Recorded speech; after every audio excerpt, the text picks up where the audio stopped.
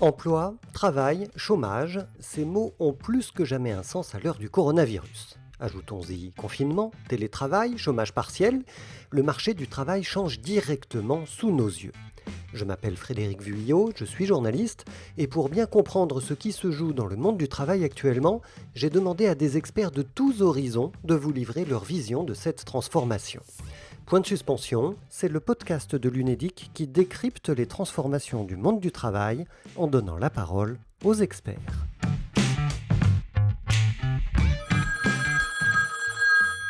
Et nous sommes aujourd'hui avec une économiste, elle est directrice du laboratoire Economics, l'unité de recherche du CNRS et de l'Université de Paris-Nanterre. Bonjour Nadine Levrato. Bonjour.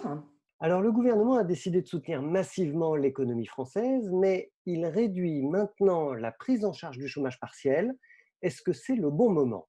Aujourd'hui, alors qu'on est à quasiment 25 milliards, je crois, de coûts du chômage partiel, on a deux écoles. D'un côté, le MEDEF qui demande le maintien d'un dispositif sur la longue durée, l'État qui voit le coût budgétaire de la mesure s'envoler.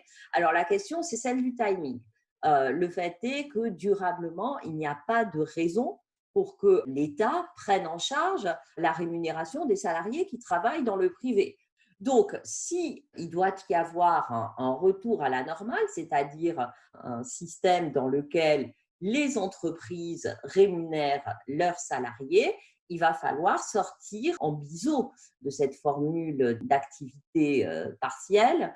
Et dans la mesure où aujourd'hui, on relâche petit à petit les contraintes qui sont liées à l'exercice de l'activité dans les entreprises, que le système de transport fonctionne de nouveau assez correctement, il est normal que parallèlement, l'État compense moins le coût de ce chômage partiel. Et en même temps, on sait que c'est très difficile pour certaines entreprises et on redoute une envolée des faillites, en particulier à la rentrée prochaine. Bien sûr, comme dans toutes les crises, on redoute une envolée des faillites. En 2006-2007, on était à 30 000 faillites en France. Le choc de 2009, 2008-2009 a fait qu'on est monté jusqu'à 64 000 faillites par an. On était redescendu. Eh bien, il est évident que cela va remonter. Alors, jusqu'où, je crois qu'il est difficile de faire un pronostic.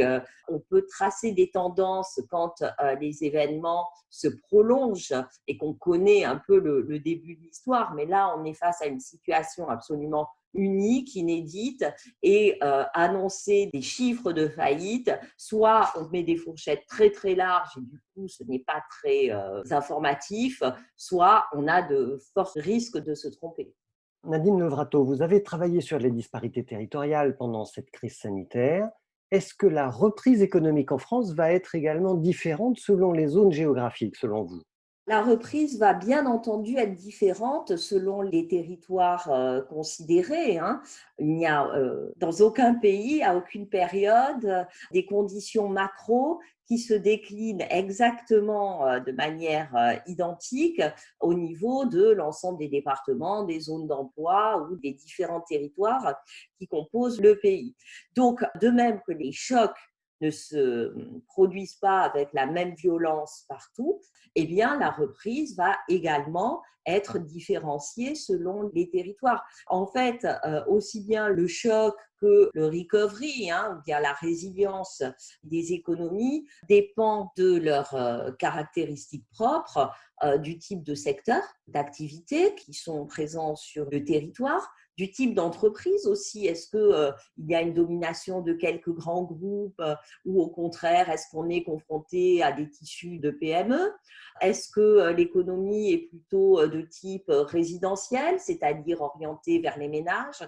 Ou bien est-ce qu'elle est plutôt de type productive, orientée vers des relations avec d'autres entreprises? Et puis, ça dépend aussi des politiques publiques qui sont mises en œuvre nationalement, mais déclinées également au niveau local avec des choix qui sont opérés par les élus, par les administrations locales, parce qu'on sait que les dispositifs de soutien aux entreprises proviennent du budget de l'État, bien sûr proviennent des 40 milliards d'exonération de cotisations sociales, mais les régions ont également de compétences en matière de soutien à l'activité économique et donc les décisions qu'elles vont prendre de soutenir ou pas telle ou telle activité vont également jouer en plus de tous ces éléments permanents, stables, qui tiennent à la structure même de l'économie. Et est-ce que vous entrevoyez déjà quelques territoires qui, à l'évidence, selon vous, s'en sortiraient mieux que d'autres? C'est quand même assez difficile parce qu'on n'a pas les idées très claires sur le type de politique qui est en train d'être mise en place pour réorienter l'économie. Au début de la crise, on a entendu parler de secteurs stratégiques, on a entendu parler de soutien qui pouvait même aller jusqu'à des nationalisations partielles ou temporaires dans certaines entreprises. Aujourd'hui, ce que l'on voit, ce sont des choses plus traditionnelles finalement qui se mettent en place avec des aides directes aux entreprises, Air France, Renault, le secteur des transports. Donc, on retrouve des dispositifs qui étaient finalement ceux de l'ancien monde d'une certaine manière. Donc, pas véritablement de politique industrielle claire, si bien qu'on peut se demander si le tournant stratégique, la véritable transition dont il a été question au cours des premières semaines va finalement exister ou si on est en train plutôt de rester dans un système business as usual. On soutient les secteurs qui emploient beaucoup de salariés ou qui sont proches de certains centres considérés comme stratégiques, mais sans véritablement enclencher un renouveau industriel fondé sur l'investissement. Alors, l'État s'est endetté massivement pour soutenir le système économique. Comment est-ce qu'il faut, selon vous, traiter la question de la dette?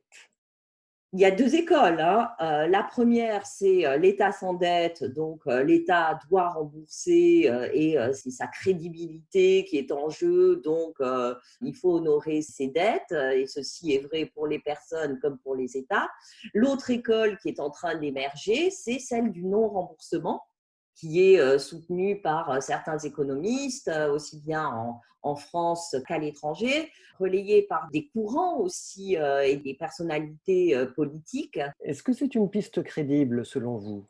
C'est une piste crédible, celle du non-remboursement de la dette. La question étant de nature purement institutionnelle, si les institutions, la Banque centrale européenne en tête, décident que la dette ne sera pas remboursée et qu'il y a de façon concertée un moratoire sur la dette, en contrepartie d'efforts d'investissement justement dans des secteurs qui sont favorables à la transition écologique et favorables à l'emploi et favorable à l'indépendance géopolitique et économique des pays européens, pourquoi pas? Merci beaucoup, Nadine Levrato, pour votre expertise. Merci à vous. C'était Point de suspension, le podcast de l'UNEDIC qui décrypte les transformations du monde du travail en donnant la parole aux experts.